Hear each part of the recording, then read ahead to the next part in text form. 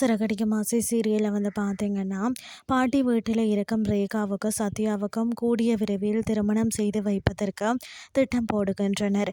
எனினும் அதற்கிடையில் சிந்தாமணி 2 வீட்டிற்கும் எந்த பிரச்சனையும் வரக்கூடாது அப்படின்றதுக்காக ரேகாவை வச்சு ஒரு வீடியோ எடுக்கிறார்கள். அதில் நான் என்னுடைய விருப்பப்படி தான் காதலிச்சு வீட்டை விட்டு வெளியே வந்தேன், என்னை யாரும் தேட வேண்டாம் என்று ரேகா சொல்கிறார். இதைத் தொடர்ந்து விஜயா வீட்டிற்கு சென்ற சிந்தாமணி முத்துவா அழைத்து என்னுடைய மகளை எங்கே கடத்தி வைத்திருக்கிறாய் என்று கண்டபடி திட்டுகிறார். இதனால் கோவப்பட்ட மீனா, உன் பிள்ளை உன்னுடன் இருக்க விருப்பமில்லாமல் தான் வீட்டை விட்டு வெளியே போய்விட்டது என்று பதிலடி கொடுத்து அனுப்புகிறார்.